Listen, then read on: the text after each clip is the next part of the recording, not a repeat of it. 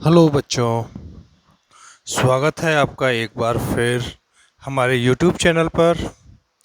जैसा कि हम लोगों का चैप्टर विद्युत विभव चल रहा था, आज मैं इसका नेक्स्ट वीडियो आप लोगों के लिए अपलोड कर रहा हूं। जो हमारा लास्ट अब जो हम लोग टॉपिक स्टार्ट कर रहे हैं वो टॉपिक है आवेशों के निकाय की स्थितिज ऊर्जा। आवेशों का निकाय का मतलब क्या है इसमें कि जब दो या दो से अधिक आवेश एक साथ उपस्थित हों, जब दो या दो से अधिक आवेश एक साथ उपस्थित हों तो उनके कारण जो विद्युत स्थितिज ऊर्जा है, उस विद्युत स्थितिज ऊर्जा का मुझे मान ज्ञात करना है। तो जो स्थितिज ऊर्जा निकालनी है वो दो अलग अलग कंडीशंस पे निकालनी है, जिसमें पहली जो स्थिति है वो पहली कंडीशन है इसकी कि जब बाह्य विद्युत क्षेत्र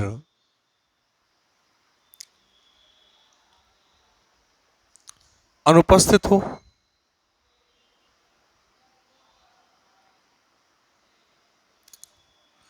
यानी कोई विद्युत क्षेत्र उपस्थित नहीं है, तब मुझे किसकी निकालनी है? किन्हीं दो आवेशों के निकाय की।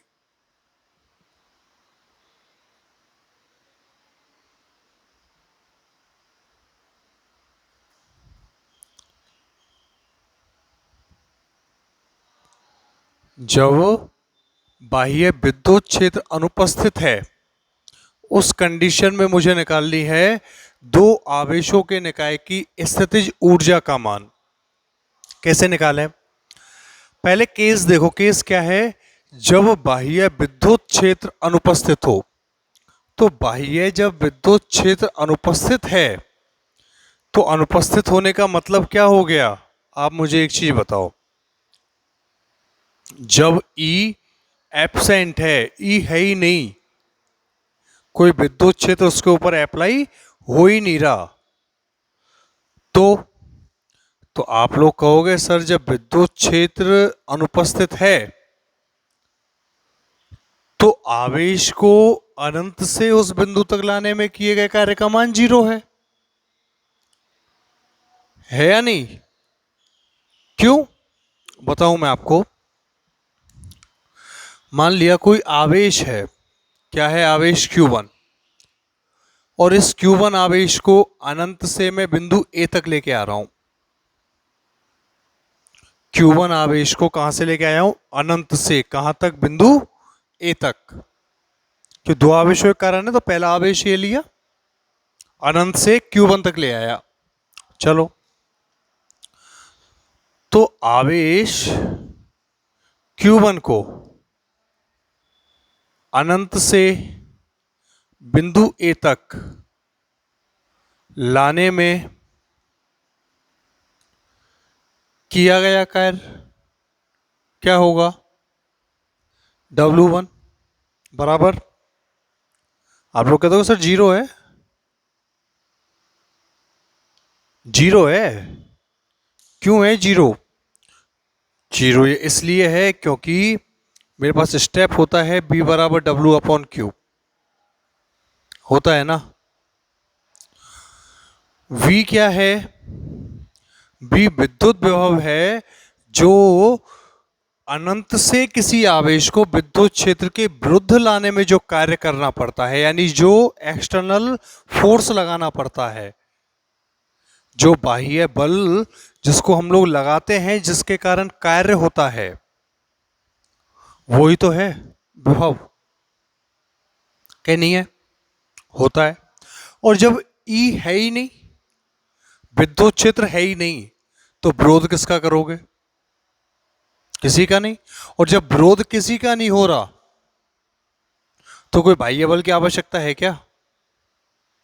ये तो ऐसे ही हो गया कि भाई नदी है पानी की, उसमें एक मैंने पत्ता रख दिया और मैं ये कहूं पत्ता तैर, तो तुम्हारी आवश्यकता थोड़ी है, वो अपने आप ही तैरेगा ना,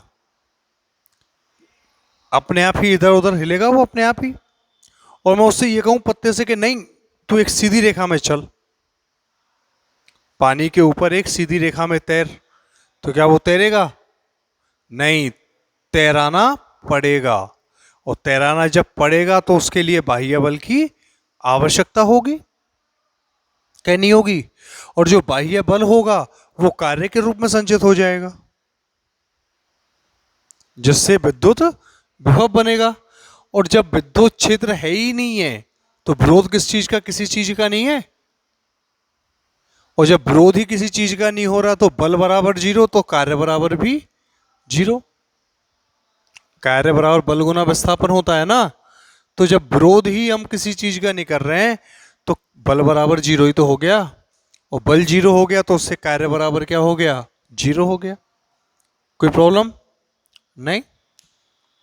अब एक चीज बताओ मुझे, इस आवेश Q1 के कारण,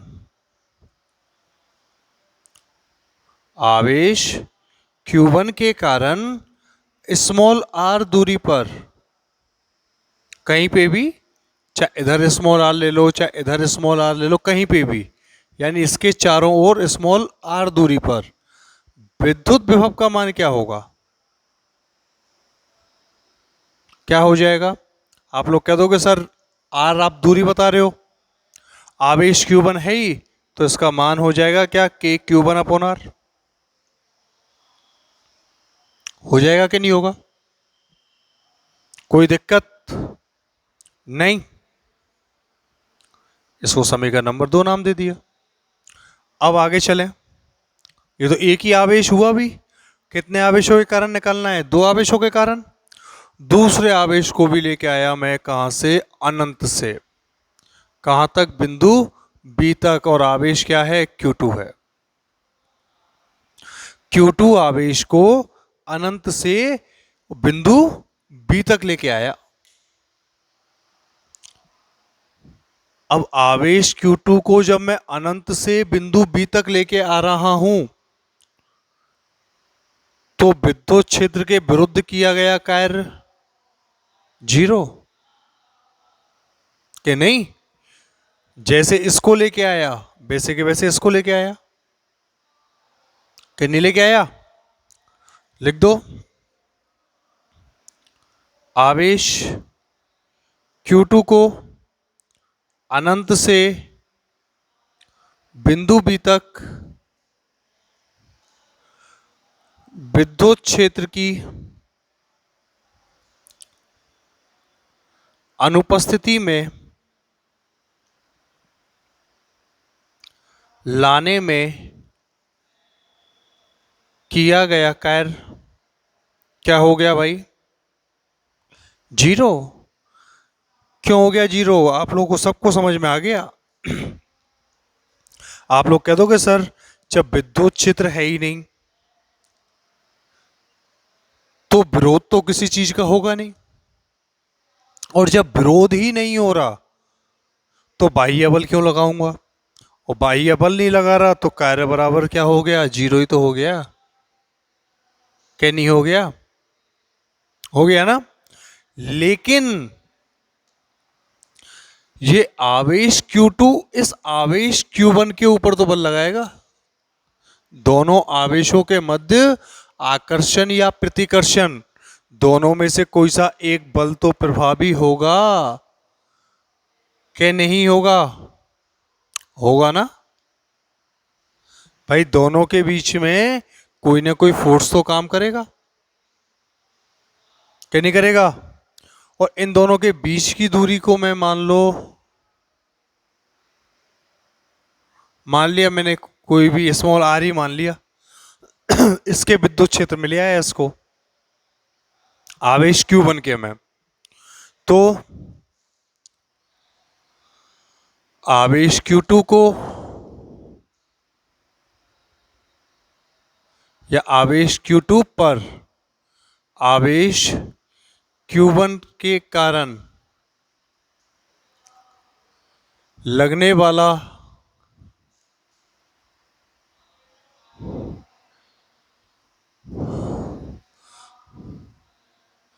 लगने वाले प्रतिकर्षण बल द्वारा किया गया कार्य किया गया कार्य क्या हो जाएगा, W बराबर V इंटू किसके आवेश पर लग रहा है बल, Q2 आवेश पर। W बराबर V इंटू Q। B का मान क्या है, B का मान क्या है कि Q1 upon R into Q2। समीकरण नंबर क्या हो गया, ये 4 हो गया, क्या नहीं हो गया, आ गया ना ये समझ में। V इंटू Q2 कार्य ही तो निकालना है। अब ऐसे तो निकलने में आएगा नहीं कि भाई W बराबर बल गुना विस्थापन, फिर बल को चेंज करो, यहां बल की कोई जरूरत ही नहीं पड़ रही ना। सिर्फ हमारे समझने के लिए मैंने इस कार्य को जीरो करवाया कि जब विद्युत क्षेत्र नहीं है तो विरोध नहीं हो रहा, और विरोध नहीं हो रहा तो कार्य जीरो। यहां पे क्या समझा मैंने, विभव का मान मुझे मालूम है कि Q1 आवेश के कारण स्मॉल r दूरी पर जो विभव है उसका मान होता है कि Q1 अपॉन R। Q2 को इसके प्रतिकर्षण के विरुद्ध ला रहा हूं, लगने वाले प्रतिकर्षण बल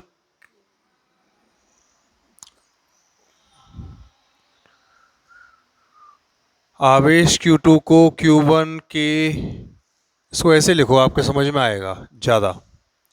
आवेश, इसको ऐसे भी लिख सकता हूं, आवेश Q2 को आवेश Q1 के प्रतिकर्षण बल के विरुद्ध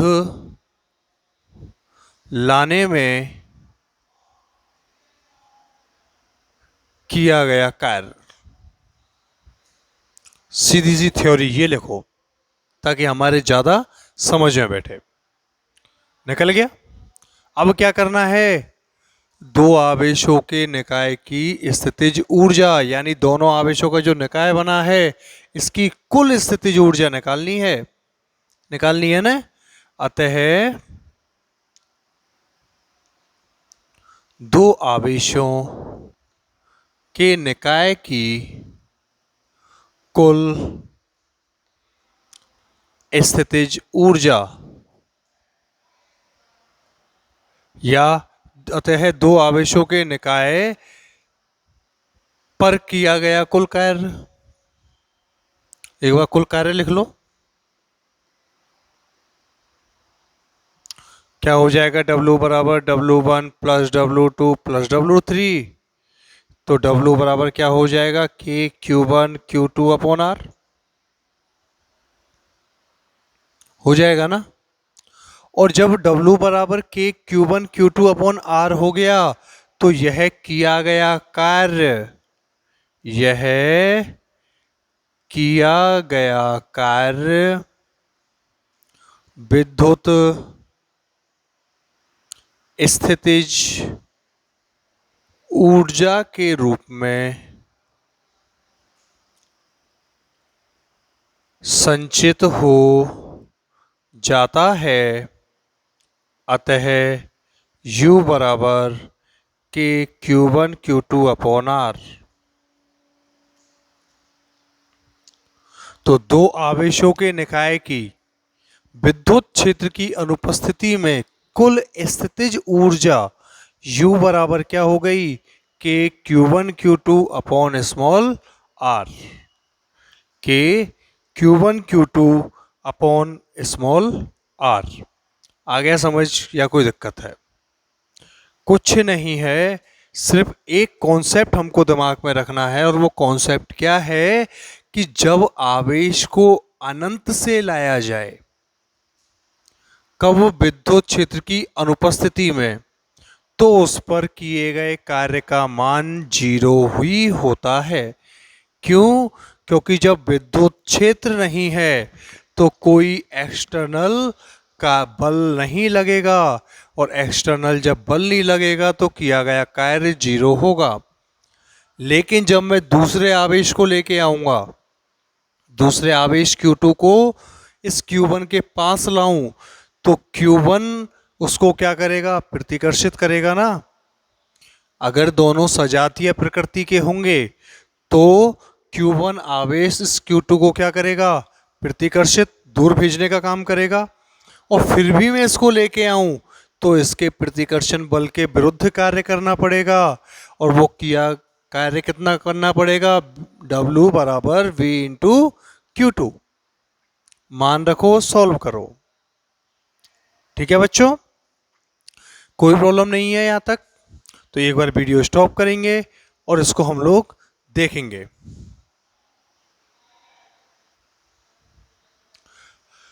अब नेक्स्ट टॉपिक आता है मेरा तीन आवेशों के निकाय की स्थितिज ऊर्जा।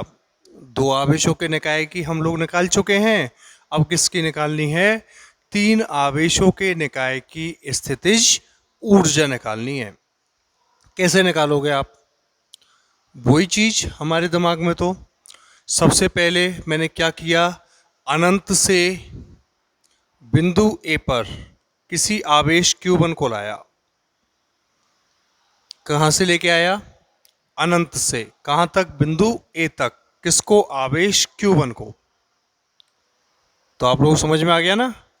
हाँ, तब आवेश Q1 को अनंत से बिंदु ए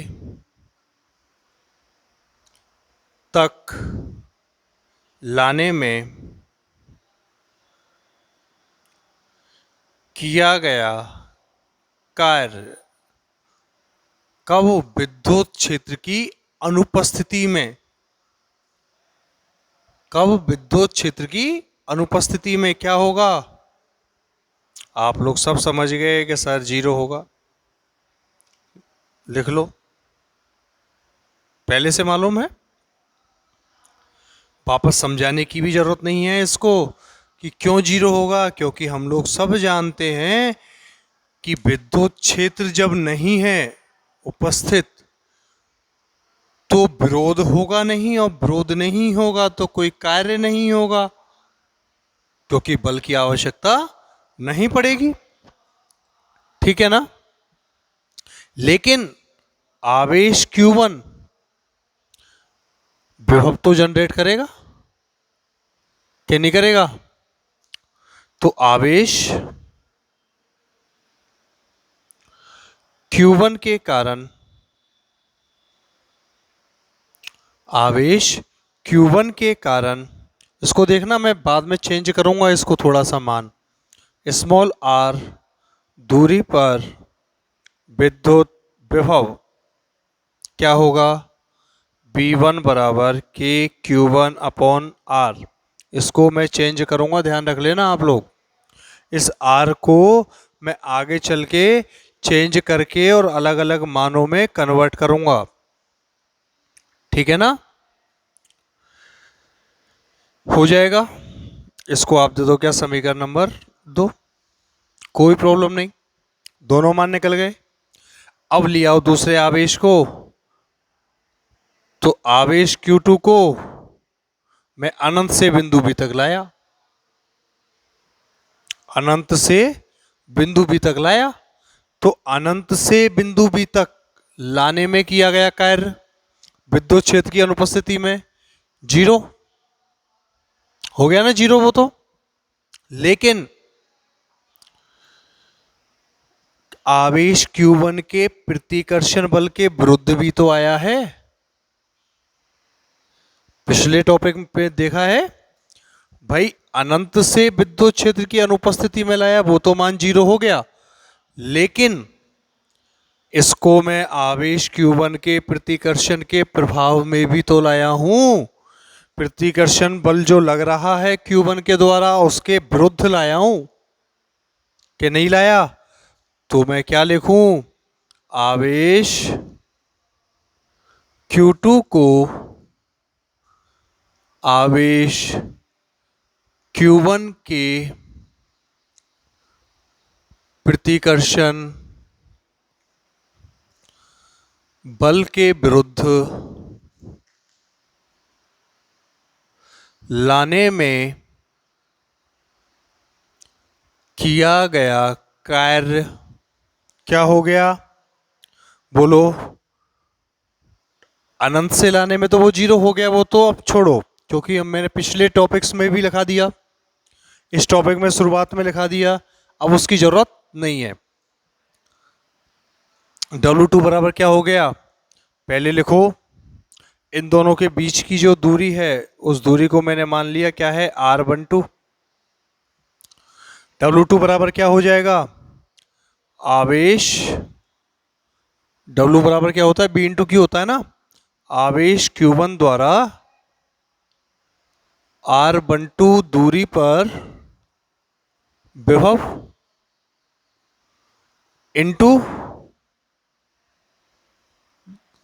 जिस आवेश को ला रहा हूं Q2, B बराबर W अपॉन क्यू या W बराबर B इंटू क्यू से। तो W2 बराबर क्या हो गया, K Q1 upon R12 into Q2। ये हो गया क्या समीकरण नंबर 3। यहां तक तो जो स्टेप आए हैं वो पिछले टॉपिक के उतर गए, लेकिन यहां पे आवेश कितने निकाय, कितने आवेशों का निकाय है, 3 आवेशों का है ना। तो मैंने क्या कर दिया, एक तीसरा आवेश और लाया मैं C, बिंदु C पर आवेश Q3 को। किसको लाए हैं, आवेश Q3 को। तो जब अनंत से बिंदु C तक लाऊं, अनंत से बिंदु C तक लाऊं, तो अनंत से लाने में तो किया गया कार्य 0 है, ठीक है ना। लेकिन इन दोनों के प्रतिकर्षण के विरुद्ध तो लाया हूं। आवेश Q3 Q1 और Q2 के प्रतिकर्षण के विरुद्ध तो आएगा। जैसे यहां पे Q2 आया था Q1 के प्रतिकर्षण के विरोध में, और जब तीसरा लाऊंगा तो इन दोनों के विरोध में, चौथा और ले आया तो इन तीनों के विरोध में, पांचवा ले आया तो इन 4 के विरोध में, है कि नहीं। तो आवेश Q3 को बिंदु C तक आवेश Q1 व Q2 के विरुद्ध के प्रतिकर्षण बल के प्रतिकर्षण के विरुद्ध लाने में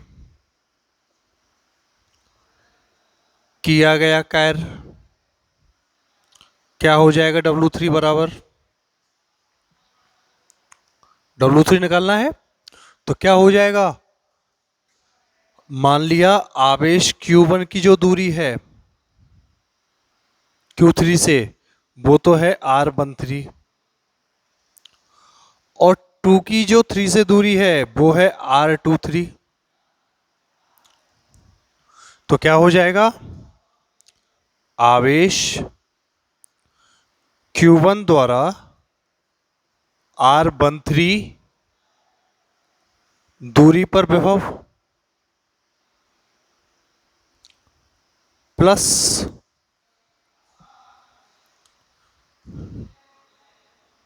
आवेश Q2 द्वारा R23 दूरी पर विभव इंटू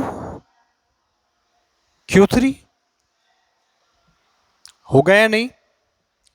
देन W3 बराबर क्या हो जाएगा, आवेश Q1 द्वारा R13 दूरी पर विभव। मैंने कहा था ना कि इसको मैं 2 अलग अलग तरीके से काम लूंगा। यहाँ पे तो ले लिया मैंने R12 के लिए, अब ले रहा हूं इसको R13 के लिए। तो ये क्या हो जाएगा कि Q1 अपॉन R13 पहले देखा है, प्लस Q2 के कारण R23 दूरी पर के Q2 upon R23 into Q3।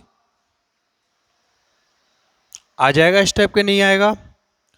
Then W3 बराबर क्या हो गया कि Q1 Q3 upon R23 sorry R13 plus के Q2 Q3 अपॉन R23, समीकरण नंबर 4।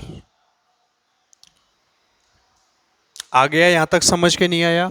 अगर मान लो एक और आवेश होता चौथा यहाँ पे, तो क्या करते? 4 के कारण निकालता। ठीक है ना? मिटा दूं? स्क्रीनशॉट ले लो। तो यहां तक मुझे कोई प्रॉब्लम नहीं है, नहीं है ना? तो किया गया कुल कार्य क्या हो गया?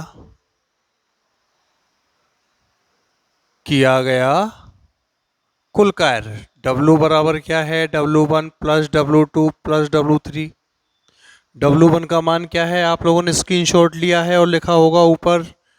आवेश Q1 को अनंत से बिंदु A तक लाने में किया गया कार्य 0। W2 का मान K Q1 Q2 upon R12। W3 का मान K Q1 Q3 upon R13 plus K Q2 Q3 upon R23। Then W बराबर K Q1 Q2 upon R12 K Q1 Q3 upon R13 K Q2 Q3 upon R23। हो गया? नहीं हुआ? फिर last line क्या होगी? यह किया गया कार्य विद्युत स्थितिज ऊर्जा के रूप में संचित होगा। अतः U बराबर K Q1 Q2 upon R12 K Q1 Q3 upon R13 plus K Q2 Q3 upon R23।